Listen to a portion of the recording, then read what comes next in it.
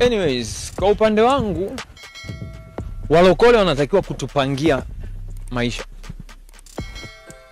Kwa upande wangu walokole wanatakiwa kutupangia maisha. Walokole wanatakiwa kutusema. Walokole wanatakiwa kutufanyia chochote kile ambacho wanajisikia ni sahihi kutufanyia. Sio, umenielewa? Ni haki yao. Kwa nini? Kwa sababu sisi tumetumwa kwao. Sio, kama unanielewa?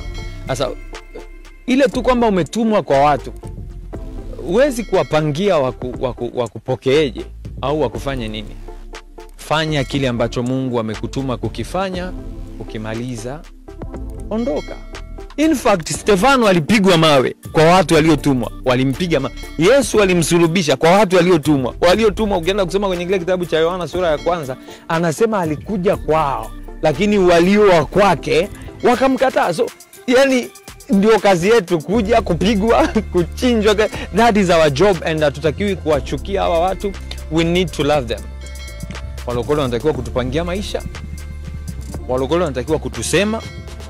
Walokole wanatakiwa kutufanyia chochote kile ambacho wanajisikia ni sahihi kutufanyia. Sio, umenielewa? Ni haki yao. Kwa nini? Kwa sababu sisi tumetumwa kwao. Sio, kama unanielewa? Sasa ile tu kwamba umetumwa kwa watu, huwezi kuwapangia wakupokeeje au wakufanye nini.